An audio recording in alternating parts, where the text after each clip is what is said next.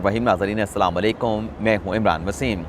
नाज़रीन, जैसा कि आप जानते हैं कि आज सुप्रीम कोर्ट ऑफ पाकिस्तान में दो अहम मुकदमात की समाअत होने जा रही है और इन दोनों केसेस की अदालती कार्रवाई को लेके जो पाकिस्तान की अवाम हैं, चाहे वो पाकिस्तान में रहते हैं चाहे वो ओवरसीज़ पाकिस्तानी हैं, 22 करोड़ अवाम की जो नज़रें हैं वो सुप्रीम कोर्ट ऑफ पाकिस्तान पर टिकी हुई हैं। पाकिस्तान की अवाम की जो नज़रें हैं अदालत उज़्मा का जो 3 रुकनी बेंच है उस पर लगी हुई हैं और सवाल जहन में ये आ रहा है कि जो इलेक्शन कमीशन को 21 अरब जारी करने का हुक्म सुप्रीम कोर्ट के बेंच ने दिया था, क्या इस हुक्म की जो है वो तामील ना करने के ऊपर आज वज़ीर आज़म शहबाज शरीफ को तौहीन अदालत का नोटिस जारी किया जाएगा? क्या वज़ीर आज़म के ख़िलाफ़ तौहीन अदालत की कार्रवाई शुरू करने का फ़ैसला किया जाएगा? अगर नाज़रीन ऐसा होता है कि आज 3 रुकनी बेंच जो है वो शहबाज शरीफ को बतौर वज़ीर आज़म पाकिस्तान तौहीन अदालत की कार्रवाई शुरू करने का नोटिस देता है तो क्या होगा? क्या ये कार्रवाई आगे बढ़ेगी? कैसे बढ़ेगी? माजी की मिसालें क्या हैं? और हुकूमत ने इस अदालती कार्रवाई के आगाज़ से चंद घंटे कबल चीफ जस्टिस से कैसे रब्ता किया है सुप्रीम कोर्ट ऑफ पाकिस्तान से? ये ताज़ा तरीन जो डिटेल्स हैं वो भी आपके साथ हम शेयर करेंगे। लेकिन इसके अलावा नाज़रीन एक और भी बड़ा ब्रेक थ्रू हुआ है, यानी अदालती कार्रवाई से कबल एक और ब्रेक थ्रू भी हुआ है, उसकी तफसीलात भी आपके साथ हम शेयर करेंगे। लेकिन सबसे पहले माजी की मिसालें क्या हैं तौहीन अदालत के हवाले से कि वज़ीर आज़म के ख़िलाफ़ तौहीन अदालत की कार्रवाई शुरू हो, सुप्रीम कोर्ट का बेंच उन्हें नोटिस जारी करे, तो माजी में क्या कार्रवाई हुई थी? आपके सामने सबसे बड़ी मिसाल जो है वो साबिक़ वज़ीर आज़म यूसुफ रज़ा गिलानी हैं, जिन्हें स्विस हुकाम को ख़त ना लिखने के ऊपर जो है वो सुप्रीम कोर्ट के 5 रुकनी बेंच, और इत्तफ़ाक़ की बात है कि पनामा का मुकदमा जस्टिस आसिफ सईद खान खोसा साहब ने सुना था, वो 5 रुकनी बेंच के सरबराह थे, और यूसुफ रज़ा गिलानी के ख़िलाफ़ इस मामले के ऊपर जो 5 रुकनी बेंच बना था उसके सरबराह भी जस्टिस आसिफ सईद खान खोसा थे। और जस्टिस आसिफ सईद खान खोसा ने ये ख़त ना लिखने के ऊपर यूसुफ रज़ा गिलानी को तौहीन अदालत का शोकास नोटिस जारी करके उन्हें ज़ाती हैसियत में बुलाया था। लेकिन उस ऑर्डर में एक और भी ख़ास चीज़ थी। उस ऑर्डर में नाज़रीन ये भी कहा गया था कि वज़ीर आज़म को तौहीन अदालत का नोटिस तो हम जारी कर रहे हैं, लेकिन ये हुक्म दे के ये मामला चीफ जस्टिस उस वक्त के जो थे इफ्तिखार मोहम्मद चौधरी ने भिजवाया गया था कि इस मामले के ऊपर लार्जर बेंच तश्कील दिया जाए। तो 7 रुकनी लार्जर बेंच बना था। नासिर मुल्क साहब को उस बेंच की सरबराही दी गई थी। और नासिर मुल्क साहब के हवाले से आप नाज़रीन को बता दें कि मैंने 2011 से सुप्रीम कोर्ट की रिपोर्टिंग का आगाज़ किया है। अब तक के जितने भी चीफ जस्टिस साहबान गुजरे हैं उनमें से अगर कोई बेहतरीन चीफ जस्टिस मुझे लगता है तो वो नासिर मुल्क साहब हैं। उनके बाद अगर मुझे लगते हैं तो वो जमाली साहब हैं, अनवर ज़हील जमाली साहब हैं। उसके बाद अगर मुझे कोई बेहतरीन चीफ जस्टिस लगा तो वो तसद्दुक़ हुसैन जिलानी साहब थे, जो कि बेहतरीन चीफ जस्टिस साहबान थे सुप्रीम कोर्ट ऑफ पाकिस्तान के। और आपके सामने है कि वो भी as a chief justice of Pakistan अपना टेन्योर सुप्रीम कोर्ट में पूरा करके गए, लेकिन किसी भी तनाज़े में उनका जिक्र नहीं किया जाता। आज भी उन्हें अच्छे अल्फाज के साथ याद किया जाता है। तो नासिर मुल्क साहब को 7 रुकनी बेंच का सरबराह बनाया गया। नासिर मुल्क साहब ने यूसुफ रज़ा गिलानी के ख़िलाफ़ फ़र्द जुर्म आयद करने का जब फैसला दिया तो दूसरी तरफ से एतजाज़ अहसन साहब को वकील किया गया था। एतजाज़ अहसन साहब ने वो जो फ़र्द जुर्म लगाने का फ़ैसला था उस पर सुप्रीम कोर्ट ऑफ पाकिस्तान में इंट्रा कोर्ट अपील दायर कर दी थी। यानी इसमें अगर शहबाज शरीफ के ऊपर तौहीन अदालत का नोटिस जारी किया गया और 3 रुकनी बेंच इस नतीजे पर पहुंचा, पहले तो देखना ये होगा कि क्या 3 रुकनी बेंच जो है वो अपने आप को बड़ा करता है, लार्ज करता है, जैसे कि यूसुफ रज़ा गिलानी के फैसले में किया गया था, केस में किया गया था। क्या 3 रुकनी बेंच को बढ़ा के 5 रुकनी बेंच किया जाएगा? लेकिन कतई नज़र बेंच बड़ा किया जाता है नहीं किया जाता। तो जिस तरीके से यूसुफ रज़ा गिलानी के पास इंट्रा कोर्ट अपील का हक था, जब उनके खिलाफ फ़र्द जुर्म की कार्रवाई को आगे बढ़ाया जा, फ़र्द जुर्म लगाने का फैसला किया गया, तो गिलानी साहब ने, यूसुफ रज़ा गिलानी ने intra court appeal supreme court में एतजाज़ अहसन की वतासत से दायर की थी। तो अगर शहबाज शरीफ के खिलाफ भी ये कार्रवाई इसी नतीजे पर पहुँची और शहबाज शरीफ के जो वकला हैं वो अदालत को मुतमिन ना कर पाए, लेकिन यहाँ पे एक और चीज़ भी मेरे जहन में आ गई कि अगर ये तौहीन अदालत की कार्रवाई का आगाज़ हुआ तो प्रोसिक्यूटर जो है वो अटॉर्नी जनरल को अपॉइंट किया जाएगा।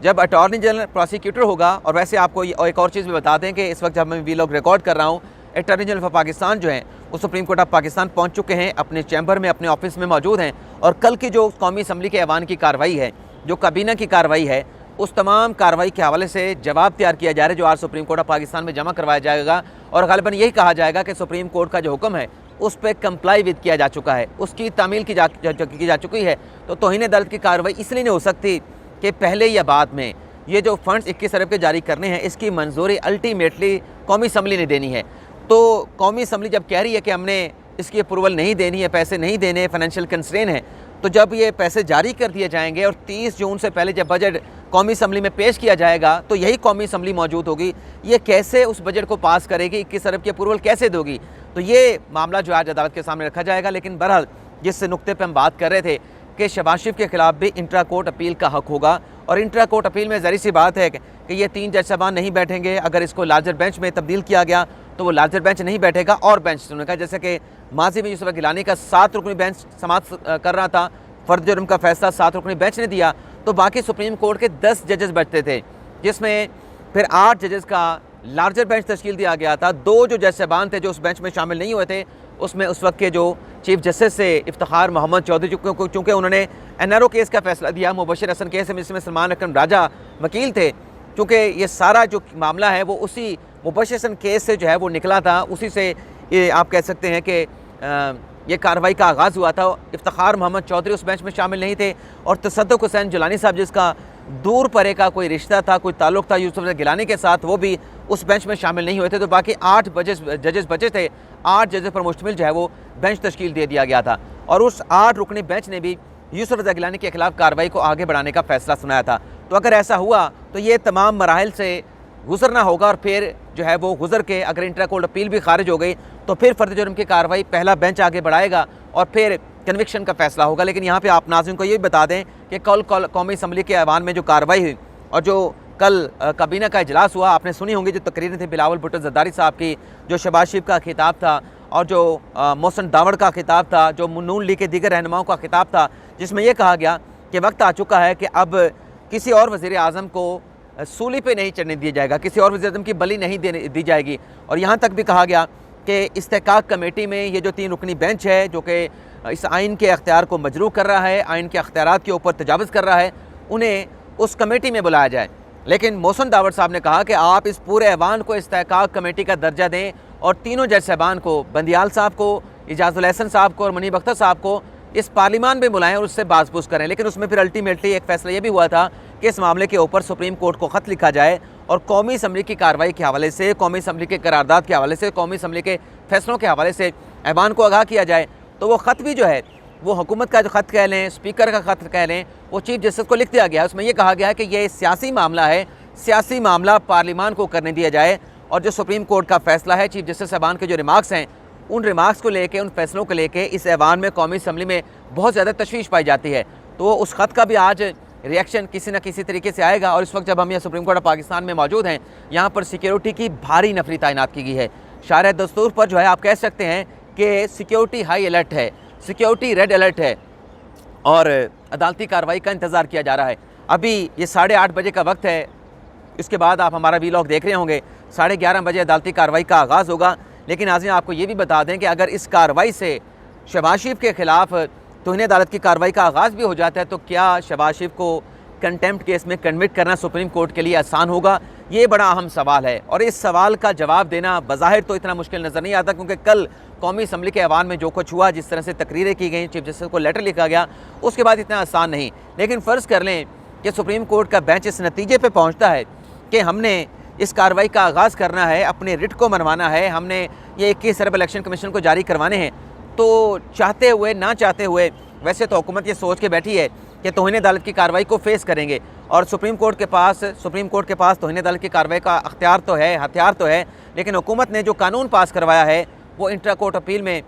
वो जो आर्टिकल 184(3) में अख्तियार देने के हवाले से, अपील देने के हवाले से, उस कानून के हवाले से भी सुप्रीम कोर्ट में जो है वो दरख्वास्त दायर हो सकती है कि उस केस को भी सुना जाए और रोज़ाना की बुनियाद के ऊपर जैसा कि ये केस सुना जा रहा है उसी तरह से उस पर भी समाअत करके फ़ैसला किया जाए। लेकिन शहबाज शरीफ के ख़िलाफ़ अगर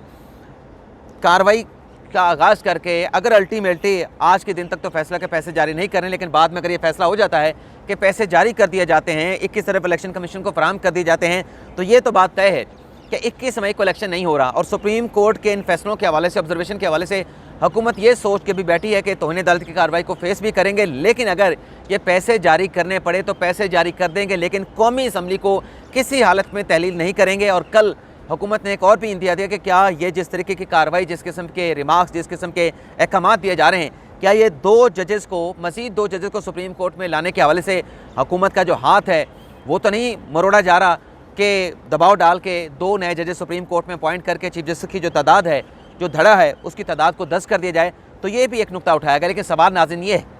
कि अगर 21 अरब जारी भी हो जाएँ तो क्या जो सिक्योरिटी की फराहमी है, जो इलेक्शन कमीशन ने कहा है कि फ़ौज के बगैर, फ़ौज की दस्तयाबी के बगैर, फ़ौज को पोलिंग स्टेशन पर अपॉइंट किए बगैर वहाँ पे डिप्लॉय किए बगैर इलेक्शन पुरअमन साजगार माहौल में नहीं हो सकता। और फ़ौज ने तो सिरे से इनकार कर दिया है कि हम फ़ौज नहीं दे सकते। इस हवाले से इलेक्शन कमीशन को ब्रीफिंग दी गई, इस हवाले से सुप्रीम कोर्ट को ब्रीफिंग दी गई और उस ब्रीफिंग को सुप्रीम कोर्ट ने बार बार सराहा है। तो जब फ़ौज सिक्योरिटी नहीं देगी, फ़ौज की दस्तयाबी नहीं होगी, तो क्या फिर यही सुप्रीम कोर्ट जो वज़ीर आज़म शहबाज शरीफ के खिलाफ तौहीन अदालत की कार्रवाई करेगी, क्या वो army chief general Asim Munir के खिलाफ तौहीन अदालत की कार्रवाई करेगी कि आप सिक्योरिटी क्यों नहीं फराहम कर रहे, आप फ़ौज की नफरी क्यों नहीं दे रहे, इलेक्शन करवाना है, आईनी तकाज़ा है, तो क्या उनके खिलाफ भी इसी तरीके से कंटेम्प्ट की कार्रवाई का आगाज़ होगा? सोचिएगा भी नहीं, ऐसा हो नहीं सकता। हाँ, ये ज़रूर है कि जब ये अदालत देखेगी कि वैसे आपको बता दें कि गिलानी केस में ये हुआ था कि जब यूसुफ गिलानी को कन्विक्ट कर दिया गया था, उसके बाद नए वज़ीर आज़म बने थे राजा परवेज़ अशरफ साहब। राजा परवेज़ अशरफ साहब को जब सुप्रीम कोर्ट ने उसी केस में बुलाया तो उसमें खोसा साहब का बेंच था, दोबारा 5 रुकनी बेंच हो गया 7 रुकनी बेंच से, क्योंकि मामला पहले स्टेज के ऊपर चला गया था। उस केस में नाज़रीन ये हुआ था कि फ़ारूक एच नाइक साहब पेश हुए, एतजाज़ हसन साहब को वकील नहीं किया। फ़ारूक एच नाइक साहब ने कहा कि आप हमसे चैम्बर में ब्रीफिंग ले लें, तो वो चैम्बर में चले गए। 5 रुकनी बेंच फ़ारूक एच नाइक को चैम्बर में बुला लिया, एक और वकील को भी चैम्बर में बुला लिया, उन वकील का मुझे नाम याद नहीं। तो चैम्बर में मामला तय हो गए। तय ये हुआ था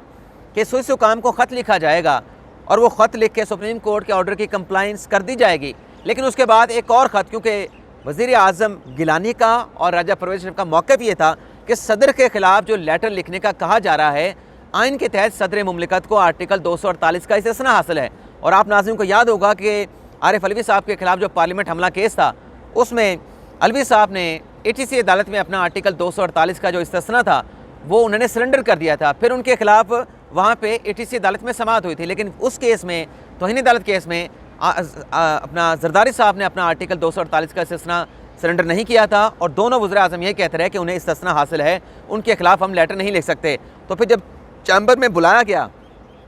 फ़ारूक एच नाइक साहब को, एक और वकील को, वहाँ पे ये तय पाया कि लेटर लिख दिया जाएगा सुप्रीम कोर्ट के फैसले की रोशनी में। लेकिन उसके बाद आर्टिकल 248 की रोशनी में एक और लेटर स्विच हुकाम को लिखा जाएगा कि ये केसेस ना खोले जाएं, क्योंकि हमारे सदर साहब को आर्टिकल 248 का इस्तिस्ना हासिल है, तो उसका ये रास्ता निकाला गया था। लेकिन यहाँ पे सवाल ये पैदा होता है कि क्या वहाँ पर तो गिलानी साहब को कन्विक्ट कर दिया गया था, क्या यहाँ पर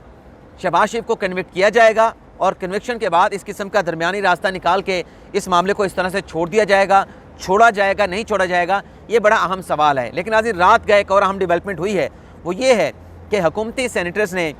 आज़म नज़ीर तारड़ साहब ने और MNA साद रफ़ीक साहब ने चेयरमैन सेनेट साजिद संजरानी के साथ रब्ता किया है, और साजिद संजरानी साहब ने हुकूमती अरकान के आने के ऊपर PTI के साथ रब्ता किया है। और रब्ता ये किया गया असद उमर के साथ, शाह महमूद कुरैशी के साथ, शहजाद वसीम के साथ। और इस रब्ते के बाद इमरान खान साहब ने 3 रुकनी कमेटी तश्कील दे दी है, जिसमें शाह महमूद कुरैशी साहब हैं, फवाद चौधरी साहब हैं और अली ज़फ़र साहब हैं, जो इस मामले के ऊपर, इलेक्शन के मामले के ऊपर पार्लियामान में बैठ के जो है वो हुकूमती लोगों के साथ, हुकूमती कमेटी के साथ मुज़ाकरात करेंगे। यानी आज की अदालती कार्रवाई में ये नुक्ता हुकूमत भी रख सकती है, तहरीक इंसाफ भी रख सकती है, तमाम सियासी जमातें भी रख सकती है कि मुज़ाकरात का बाकायदा तौर पर आगाज़ हो गया है। इमरान खान साहब ने भी कमेटी तश्कील दे दी है, हुकूमत ने भी कमेटी तश्कील दे दी है, और सादिक संजरानी उसमें एक मीडिएटर का किरदार अदा कर रहे हैं। तो आज ये एक डेवलपमेंट भी अदालत के सामने रखी जा सकती है, और ये डेवलपमेंट ऐसी है कि इसके नतीजे में अगली तारीख भी मिल सकती है। लेकिन जो स्पीकर साहब का लेटर आया था राजा परवेज़ अशरफ साहब का, नाज़रीन, वो भी बड़ा, उसकी लैंग्वेज बड़ी अच्छी मैंने देखा, उसका आखिरी जो पैराग्राफ है बड़ा ज़बरदस्त अंदाज में लिखा गया। तो उस लेटर के हवाले से मुझे